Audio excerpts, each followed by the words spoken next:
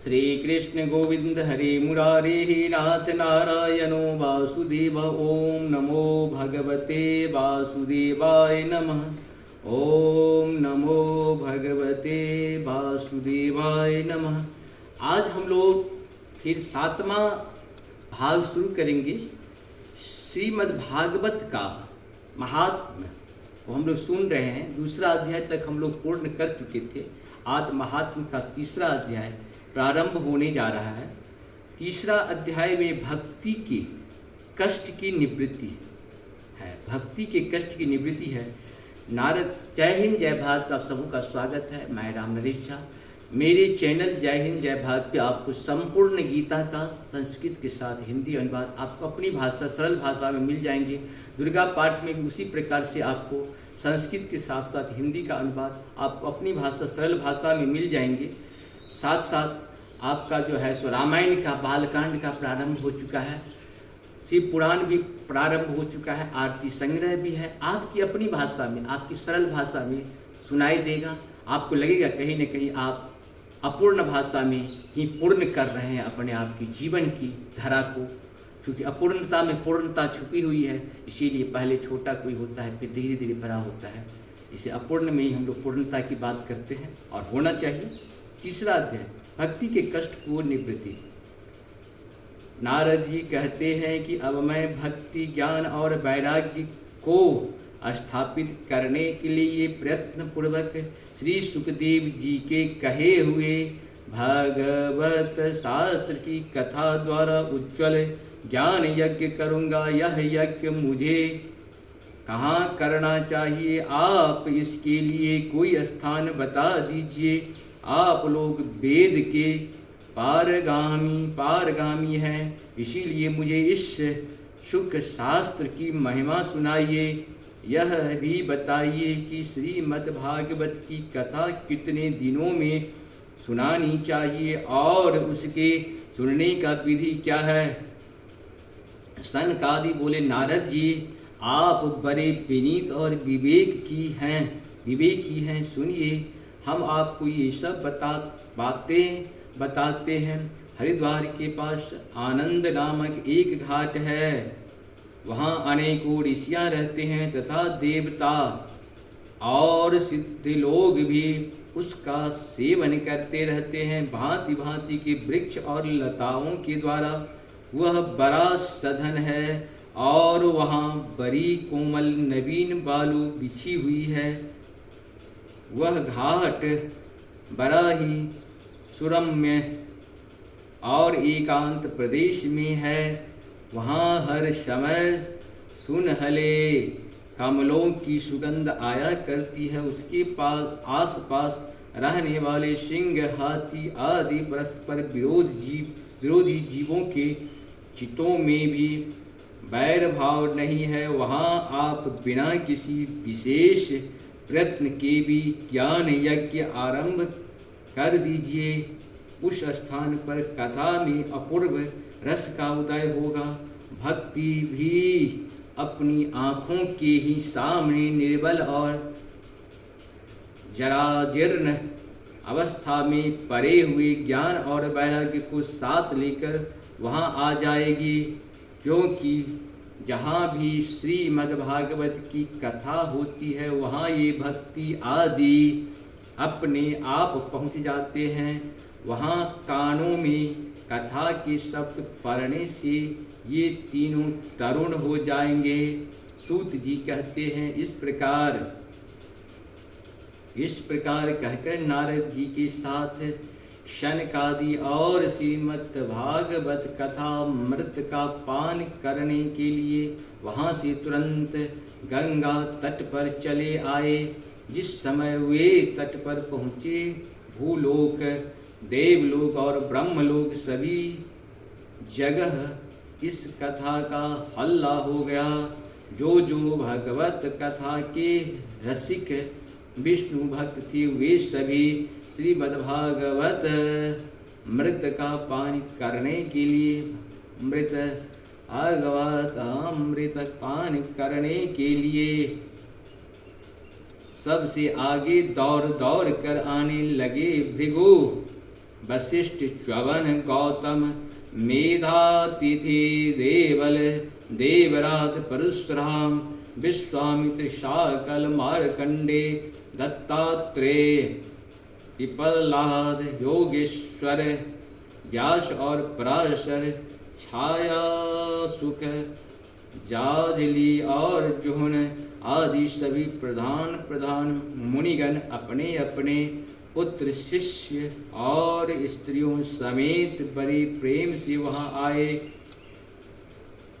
इनके सिवा वेद वेदांत उपनिषद मंत्र तंत्र सहस्त्र पुराण और 6 शास्त्र भी मूर्तिमान होकर वहाँ उपस्थित हुए। गंगा आदि नदियाँ, पुष्कर आदि सरोवर, कुरुक्षेत्र आदि समस्त क्षेत्र, सारी दिशाएं, दंडक आदि वन, हिमालय आदि पर्वत तथा देव गंधर्व और मानव आदि सभी कथा सुनने वाले आए। जो लोग अपने गौरव के कारण नहीं आए, महर्षि भृगु उन्हें समझा बुझा कर ले आए। तब कथा सुनने के लिए दीक्षित होकर श्री कृष्ण परायण शनकादि नारद जी के दिए हुए श्रेष्ठ आसन पर विराजमान हुए। उस समय सभी श्रोताओं ने उनकी वंदना की। श्रोताओं में वैष्णव, विरक्त, सन्यासी और ब्रह्मचारी लोग आगे बैठे और उन सबके आगे नारद जी विराजमान हुए। एक और ऋषिगण, एक और देवता और एक और वेद और उपनिषद तथा एक ओर तीर्थ बैठे और दूसरी ओर स्त्रियां बैठी। उस समय सब लोग जब जय जयकार, नमस्कार और शंखों का शब्द होने लगा और अबीर, गुलाल, खिल एवं फूलों की खूब वर्षा होने लगी। कोई कोई देव श्रेष्ठ तो विमानों पर चढ़कर वहाँ बैठे हुए सब लोगों पर कल्प वृक्ष के पुष्पों की वर्षा करने लगे। सूत जी कहते हैं, इस प्रकार पूजा समाप्त होने पर जब सब लोग एकाग्रचित हो गए, तब सनकादि ऋषि महात्मा नारद जी को श्रीमद् भागवत का महात्मा स्पष्ट करके सुनाने लगे। सनकादि कहा, अब हम आपको इस भागवत शास्त्र की महिमा सुनाते हैं। इसके श्रवण मात्र से मुक्ति हाथ लग जाती है। श्रीमद् भागवत की कथा का सदा सर्वदा सेवन आस्वादन करना चाहिए। इसके श्रवणा मात्र से श्रीहरि हृदय में आ विराजते हैं। इस ग्रंथ में 18,000 श्लोक और 12 स्कंद हैं तथा श्री सुखदेव जी और राजा परीक्षित का संवाद है। आप यह भागवत शास्त्र ध्यान देकर सुनिए। यह जीव तभी तक अज्ञानवश इस संसार चक्र में भटकता है जब तक क्षण भर के लिए भी कानों में इस सुख शास्त्र की कथा नहीं पड़ती। बहुत से शास्त्र और पुराण सुनने से क्या लाभ, इससे तो व्यर्थ का भ्रम बढ़ता है। मुक्ति देने के लिए तो एकमात्र भागवत शास्त्र ही गरज रहा है। जिस घर में नित्य प्रति श्रीमद्भागवत की कथा होती है वह तीर्थ रूप हो जाता है, और जो लोग इसमें रहते हैं उनके सारे पाप नष्ट हो जाते हैं। हजारों अश्वमेघ और करोड़ों वाजपेय यज्ञ इस सुख शास्त्र की कथा का 16वां अंश भी नहीं हो सकते। तपोधनो, जब तक लोग अच्छी तरह श्रीमद्भागवत का श्रवण नहीं करते तभी तक उनके शरीर में पाप निवास करते हैं। फल की दृष्टि से इस सुख शास्त्र कथा की समता गंगा गया काशी पुष्कर या प्रयाग कोई तीर्थ भी नहीं कर सकता। यदि आपको परम गति की इच्छा है तो अपने मुख से ही श्रीमद्भागवत के आधे अथवा चौपाई श्लोक भी नित्य नियम पूर्वक पाठ कीजिए। ओमकार, गायत्री, पुरुष सूक्त, तीनों वेद, श्रीमद्भागवत। ओम नमो भगवते वासुदेवाय। यह 12 अक्षर मंत्र 12 मूर्तियों वाले सूर्य भगवान त्याग संवत स्वरूप काल ब्राह्मण अग्निहोत्र गौ द्वादशी तीर्थी तुलसी वसंत ऋतु और भगवान पुरुषोत्तम, इन सब में बुद्धिमान लोग वस्तुतः कोई अंतर नहीं मानते।